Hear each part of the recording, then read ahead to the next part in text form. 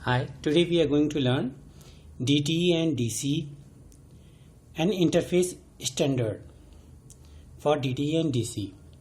So DTE क्या है? Data terminal equipment like computers और data communication equipment like modem is your DC. तो DTE क्या करते हैं? जैसे आपको एक कोई कंप्यूटर गिवन है और आप चाहते हैं किसी और कंप्यूटर से वाया इंटरनेट कनेक्ट होना या चैट करना चाहते हैं, तो आप क्या करेंगे? आपका पास कोई मॉडेम होगा जो आपको इंटरनेट पे ले जाएगा वाइड एरिया नेटवर्क पे, और यहाँ पे सेकेंड पर्सन के पास कोई मॉडेम होगा जो इसको डेटा ट्रांसफर करके देगा. So this modem is a DCE, data communication equipment. तो जो DCE इक्विपमेंट्स होते हैं वो आपको पाथ प्रोवाइड करते हैं ताकि आप अपनी डेटा को ट्रांसफर कर सकें. और जो DTE इक्विपमेंट्स हैं लाइक योर कंप्यूटर, ये आपके कम्युनिकेशन लिंक जहां टर्मिनेट होती है उसको DTE इक्विपमेंट्स कहेंगे. So in this example this computer and this computer is DTE equipments and modems are DC equipments and this is wide area network. अगर आप एक कंप्यूटर से किसी सर्वर को एक्सेस करना चाहते हैं, ठीक है, और दिस इज अ मॉडेम और इसके थ्रू आप एक्सेस करना चाहते हैं, तो आपका DTE इक्विपमेंट्स क्या क्या होंगे? एक तो सर्वर और एक कंप्यूटर, और DC इक्विपमेंट क्या होगा? मॉडेम. और ये ओवर इंटरनेट, यहां मैंने इंटरनेट यूज किया है. बट इन केस अगर आपका सर्वर किसी और नेटवर्क को कनेक्ट करता है, ठीक है, यहां कोई लैन से को कनेक्ट करता है और आपने यहां पे एग्जिस्टिंग किसी कंप्यूटर से इंफॉर्मेशन एक्सेस कर रहे हैं और वो वाया सर्वर, तो in that time that server work as a DC equipment. तो in simple language DC equipments आपको हमेशा पाथ प्रोवाइड करेंगे, और DTE इक्विपमेंट क्या होंगे? वो devices that ends the communication line, जहां पे आपका कम्युनिकेशन लाइन एंड होता है. So for the communication between DTE and DC there is some standard. So these interface standards को हम 3 पार्ट्स में देख सकते हैं, as a mechanical, electrical and functional. जब हम मैकेनिकल की बात करते हैं, जब DTE और DC में कम्युनिकेशन एस्टेब्लिश होता है,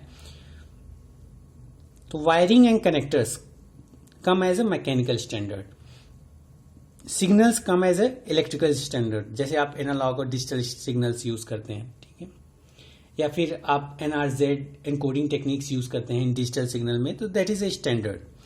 और फंक्शनल में आप प्रोटोकॉल्स यूज करेंगे. There are 2 organization that have proposed a standard for the communication. एक तो इलेक्ट्रॉनिक इंडस्ट्री एसोसिएशन है, दूसरा है international telecommunication union telecom standard के लिए. तो there is one standard RS-232 that is proposed by EIA, that is recommended standard by EIA in 1962. तो as per RS-232 standard, ये आप सीरियल पोर्ट्स पे यूज करते हैं.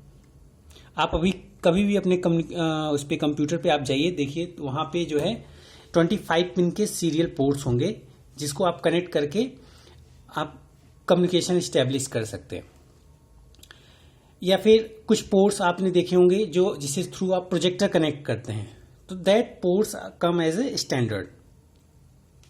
तो as per RS-232 that used for serial communication, there is 25 pins standard is there. Mechanically जब हम इसकी बात करते हैं कि इसमें मैकेनिकल क्या यूज होंगे, तो there is a male DB25 connector. Male DB25 connector आप यूज करेंगे किस पे? DTE पे. कहाँ यूज होगा? डेटा टर्मिनल इक्विपमेंट पे. एंड फीमेल DB25 कनेक्टर्स अब किस पे यूज होगा? DCE पे. ऑब्वियसली जब आप DTE पे मेल यूज कर रहे हैं तो इस साइड से आपका DCE होना चाहिए, फीमेल कनेक्टर होना चाहिए. That is also DB25 female connector at DCE.